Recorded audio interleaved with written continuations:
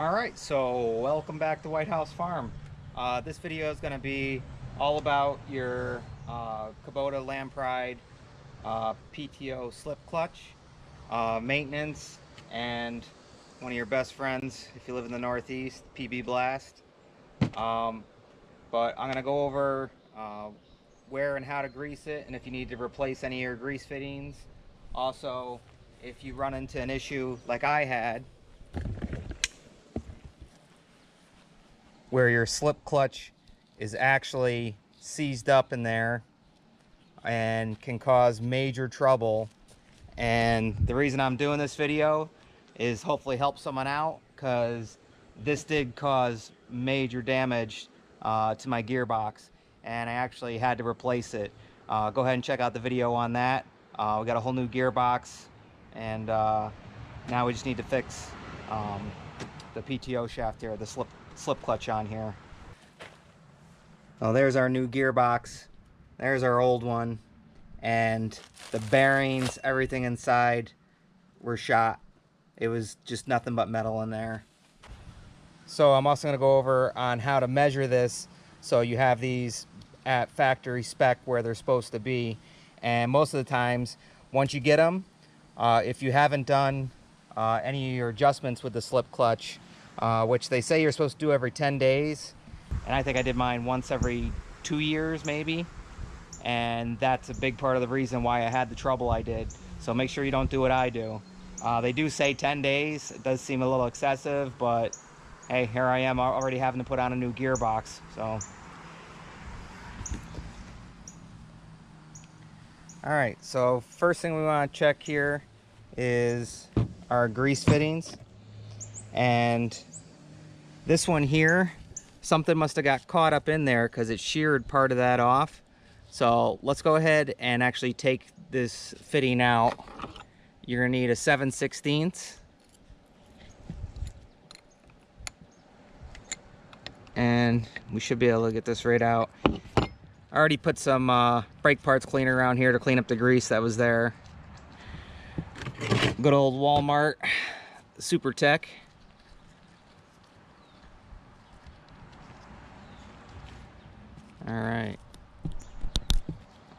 All right, so you could see how it kind of got sheared off there. So we wouldn't even be able to fill that with grease. So let's put a new one in there. I got a little kit here from Tractor Supply, and we just need to match it up.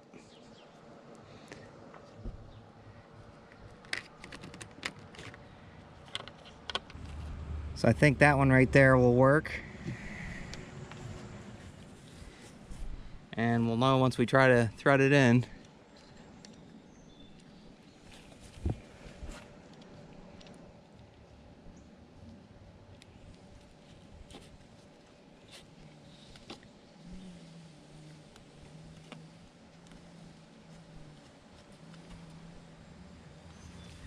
Yeah, this one will work.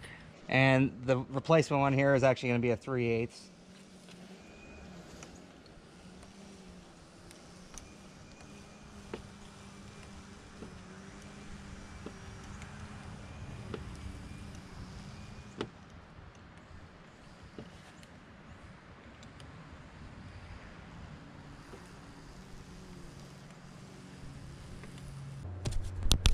All right, so we got the new grease fitting in there. Let's go ahead and grease it up.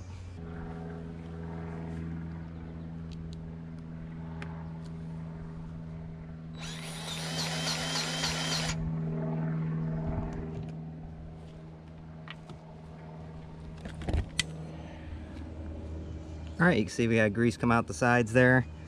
So that one is all greased up.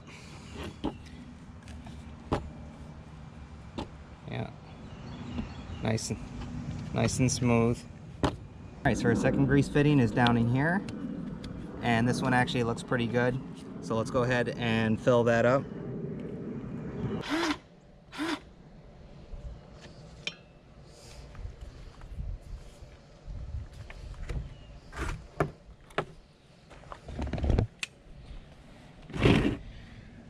All right, so we start to see grease come out, so we're good with this one now.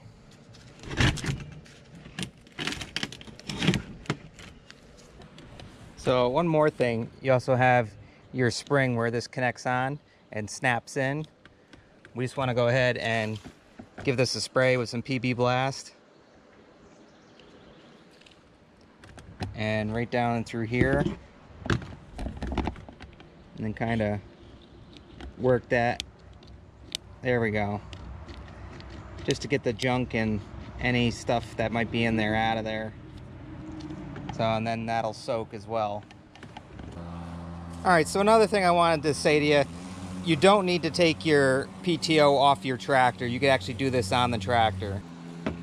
I just have mine off because obviously I'm replacing parts on it and we're going through this. So you're going to need a 17 and a 16. 16 is the back side here, 17 is the front. And we're going to want to loosen this up until you could turn these springs right here. Until you could turn those springs loosely with your hand.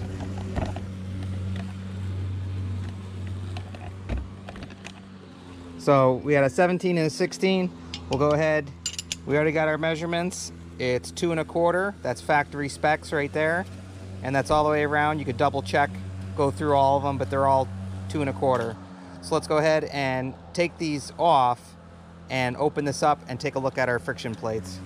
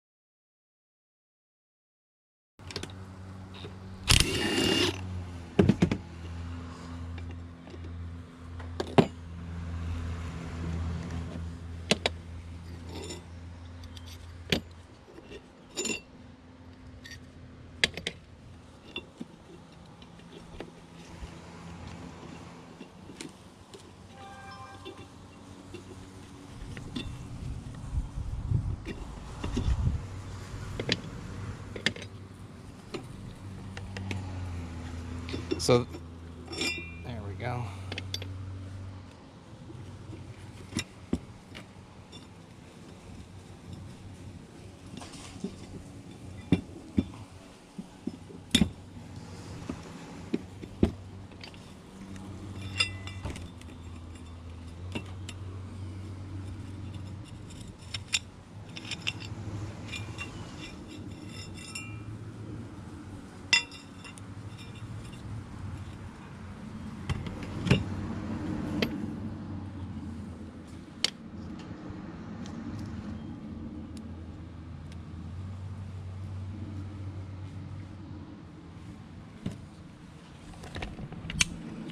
So we're gonna go ahead and grab the sledgehammer, but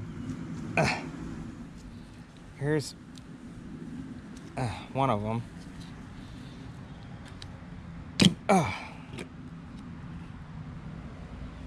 Actually, it don't look too bad, but it was stuck on there. And you have another one on this side here.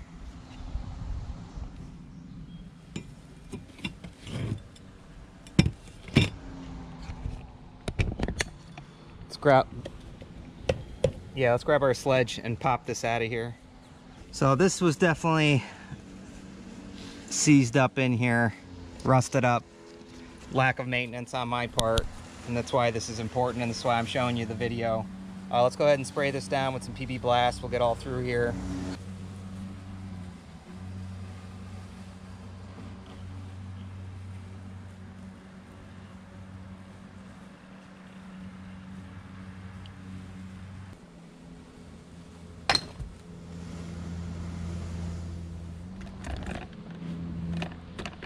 Alright, so I just took the sledge and I hit the side there.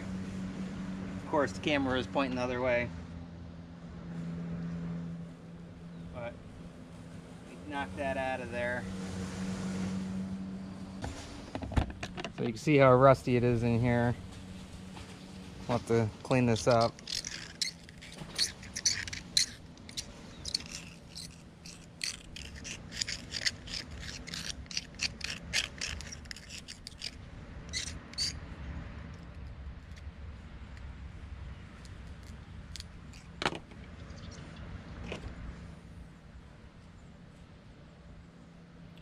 Here's the other piece, sits here, and this should actually spin separately.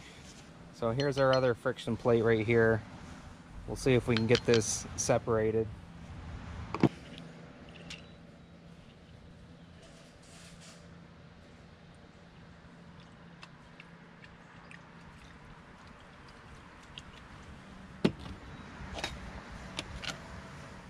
And we'll take a little sandpaper and we'll clean this up a little here.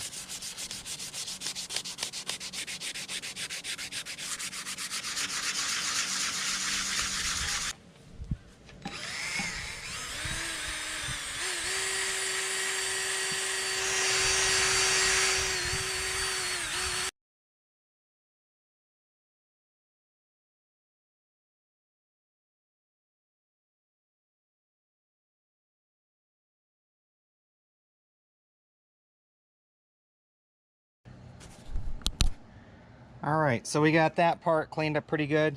Now let's go ahead and work on here and let's see if we can get these apart.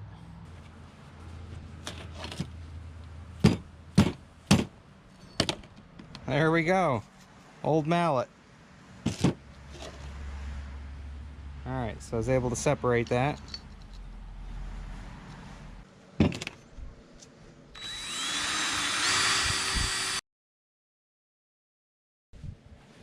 All right, so that's a lot better than it was. All right, so now we need to get the back side here. Now our friction disc plate actually looks pretty decent. I thought we'd have to replace it, both of them, but they're not chewed up, but they were just seized up in there just from sitting and not being adjusted. So let's go ahead and clean these up, get some spray on here, get the grit and stuff off of there, and then we'll put this back together.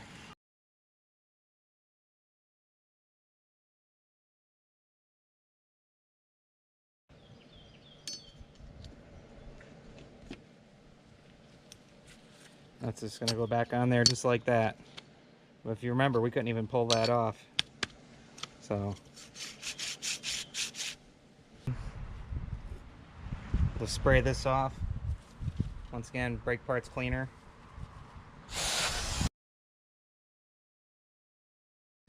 So now we could put this back on, all cleaned up. Put this one back on, all cleaned up. And there's the two of them. And now we should be able to slip this in here, just like that.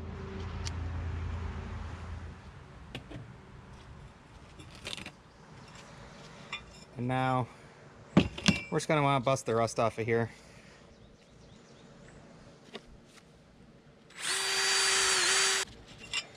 Alright, so we busted some rust off of here. We got this all set. And you don't want to really gouge into this. You just want to clean off that surface rust. And then this can go back on here. And you also got to make sure that when you do put this back on, it lines back up with the two holes.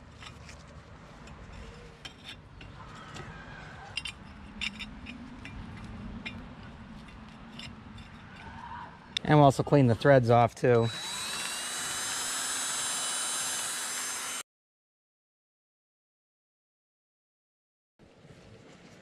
So now we could put a spring on and a nut.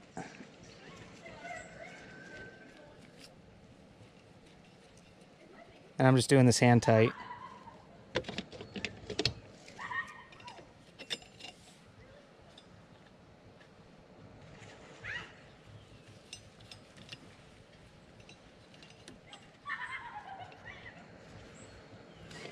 And we'll get the rest of them in there.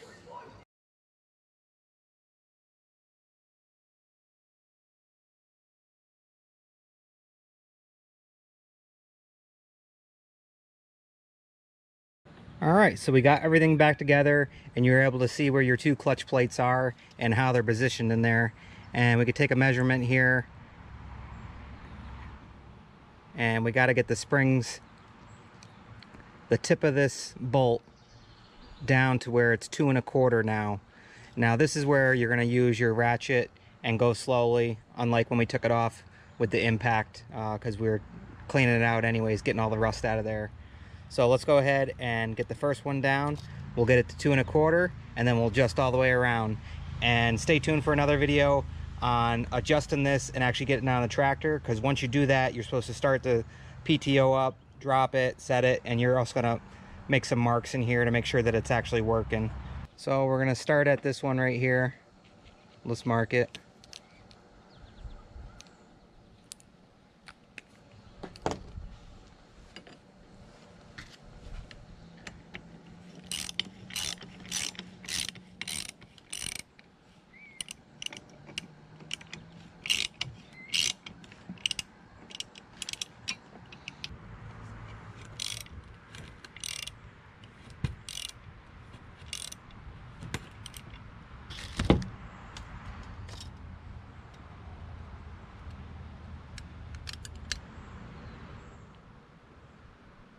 And we went to the edge here on this plate, so that's where it needs to be. So we'll work all the way around and get them all the same.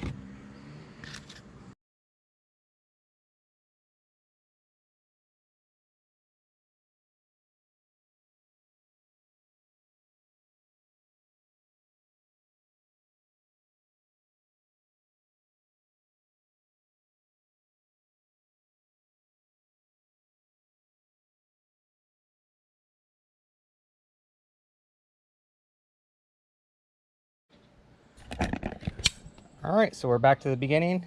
This is all set. Now the last thing to do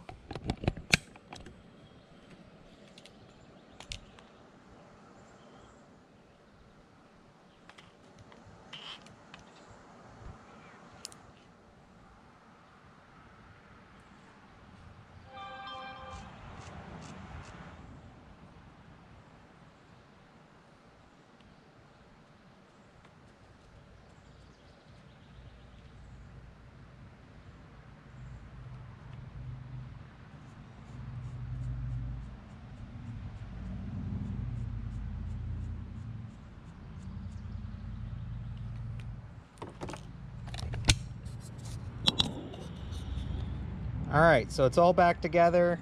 I went ahead and marked it, so when we put it on the tractor, we'll be able to test it and make sure that the slip clutch is actually working.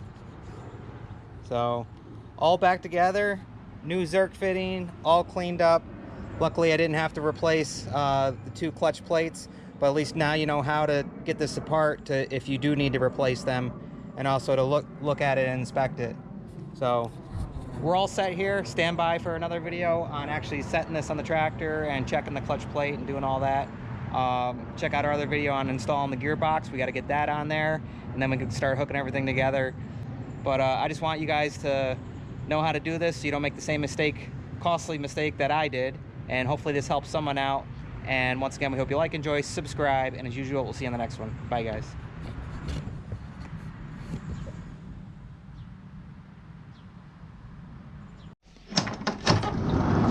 You can't say goodbye without saying goodbye to me. All right, Olaf. We'll see you on the next one. All right. Bye, Obo. Hi, guys.